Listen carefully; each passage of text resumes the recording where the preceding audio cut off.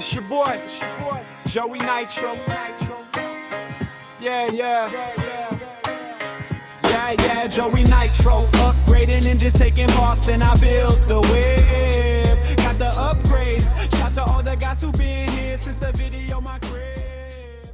What is going on, guys? Welcome back to the channel. Joey Nitro RC with me, Joey Nitro. So we are revisiting the awesome Hobao Hyper VT. Now, so far in this saga, we have gone from this. So here it is. She's breaking in now. This is the first tank. I'm struggling a bit to keep the temperature up on her.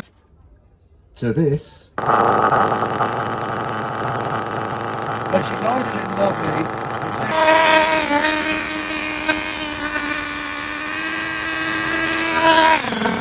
To this. It's going lovely now.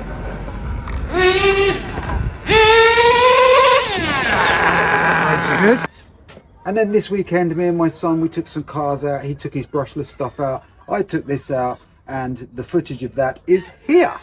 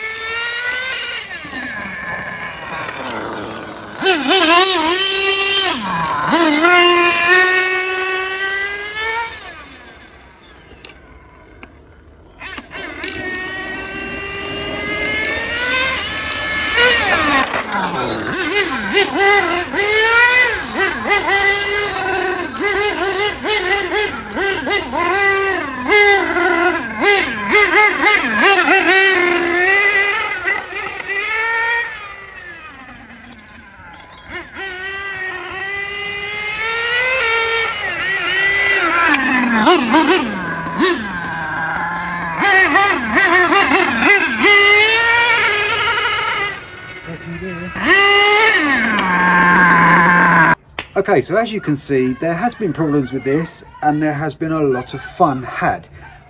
One of the main problems I've had with this is in regards to these are the fuel tanks. This is the original one, which does not seal properly. There is a replacement that I bought in here that does seal properly, but it doesn't seal properly for long periods of time. So it will seal, and then over a period of time when you're using the car, it just comes loose and the tune goes again. I'm going to make a separate video on a remedy that I'm going to try and do to this tank, a modification to the tank, because it just seems like all these tanks have this same kind of problem, and the research I've done would support that. So today what I want to do is to take the Hyper 30 engine out and replace it with a race engine, which I'll show you in a minute. I would also want to put this Dynamite high output pipe on, just for giggles, see if it makes it any better, and possibly try and address some of the little bit of slop that I found in the wheels, maybe shim them, and that's what we're going to do. So guys, this is the STS engine I want to swap out into this VT. This is a low center of gravity race engine, STS 0.21. It's a turbo engine. I've already put a flywheel on it, and I just think it'll be a lot of fun to put it in this on-road. This is an on-road engine, this is an on-road car, and it'll be a lot of fun. However, that doesn't mean that I don't think this engine, which is the Hyper 30 engine, is not an immensely good engine, because I really like this engine. It's full of power, and I just like it a lot. The carbs can be a bit of hit and miss. I've actually got an original Hobao carb on here at the moment, which seems to be working okay, but they are troublesome often.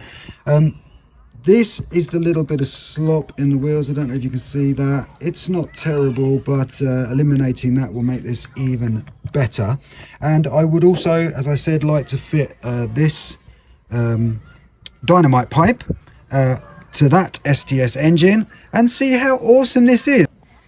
Okay guys, so inside this here you have a little grub screw, which is that one there. That is a 2.5 grub screw. You release that, and then you can push the pin out that goes in that hole there, which is that pin there, and then this just pulls off, and I'm going to try and shim behind it and see if I can remove the slop. Okay, so what I've done is I've ended up dropping 2.2 shims behind this wheel. The slop is very, very slight. You actually probably want a little bit, I would say, because you don't want it to rub. You want room for a bit of expansion, maybe. There is a bearing behind there, so you don't want to squash it really hard. But the slop, it's difficult to see because this table's wobbling, but if I try and hold it still, the movement is very, very slight there. And if you compare that to the movement in, for instance, this one, it's a massive, massive difference. Now that cannot fail to help the performance of this thing. So I will do the other 3 corners and then we will carry on from there. Quickly, this is the shim kit that I've got. This is just one off of Amazon. I got 0.2s, but you can get them in any size. There's just multiple different sizes in here, and they're just really, really good to have these for lots of different little jobs, gearboxes, stuff like that. Yeah, so anyway, that's the shim kit that I use. Okay, FYI guys, the rear wheels, as I said before, they took 2 shims, which would have been 0.4 in total. The front won't accommodate 2 shims. It will only accommodate 1. You cannot replace the pin with 2 shims. I probably could have forced the pins in, but the idea is not to bind the wheels here at all, because you don't want any friction whatsoever. The idea is just to take out some of the slop, and while the back had 2 shims and it's still got a little tiny bit of movement, there is no binding, and the front I want to be the same. So it was a 0.2 in the front, both fronts, and 0.4 in the back. Just another thing as well, these nuts that come off are serrated at the back, so they have to go on with the serration towards the wheel hub, and that is for grip. So like I said guys, some of that footage, the last bit of footage of this running was from Saturday when me and my son took the cars out. We travelled to a golf course and car park. We wanted to try and do some bashing, but it was a bit too wet, but we used the car park. My son was running a 6S Mojave EXB.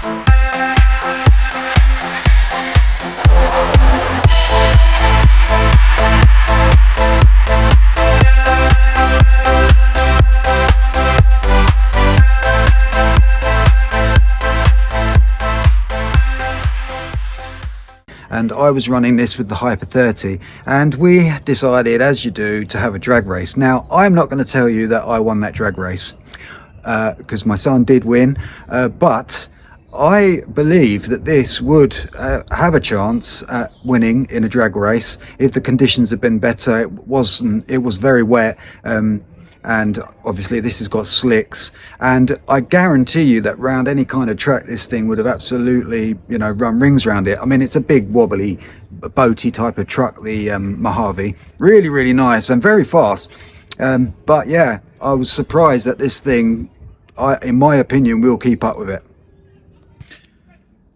Actually, another issue I had with this from new is this receiver. When I was using this and sometimes putting full throttle through it, it would get stuck on full throttle for a few seconds or until you press the brake, and then it would stop, and it kept doing that. And originally I thought it was something to do with the linkages getting stopped, because they do actually click a little bit when these little ball ends hit the loops. Sometimes they make a little click noise, so I thought, well, maybe it's that. But I swapped out for a Dumbo receiver, and that problem completely disappeared. Now I'm hoping that I can rebind this, because the problem is that this is a low profile receiver, and when you put it in this box here, you can get it all in and it fits. The lid fits down because the switch goes further down into this box. So the Dumbo receiver is slightly thicker, and it makes it impossible to actually shut the receiver part of the box down, because the bottom of the switch is hitting the top and the wires, which means that you've then got to put the Dumbo receiver in with the hump pack in the battery box. And there's plenty of room for it, but what it means is the hump pack is then rattling about in there with it and hitting it. So that isn't ideal either. So I'm hopefully going to try and rebind this and hope it works. Okay guys, so here it is. The the clutch bell is on, the mounts are on, and here is the new STS low center of gravity 0.21 race engine. Now these mounts as we all know, can be a little bit troublesome. What I do is I put those bolts through the engine first. I then put the bar on, and then put the screws on both sides very, very lightly, and then I just push those slides in from the back, and that seems to work well for me. So let's get this into here. So here we go, guys. There it is. Engine is installed, pipe is installed, wheels are shimmed. So the next thing, warm the engine up a little bit, and let's see if we can get this bad girl started. It's your boy, Joey Nitro. Yeah, yeah. Joey Nitro. It's your boy, Joey Nitro.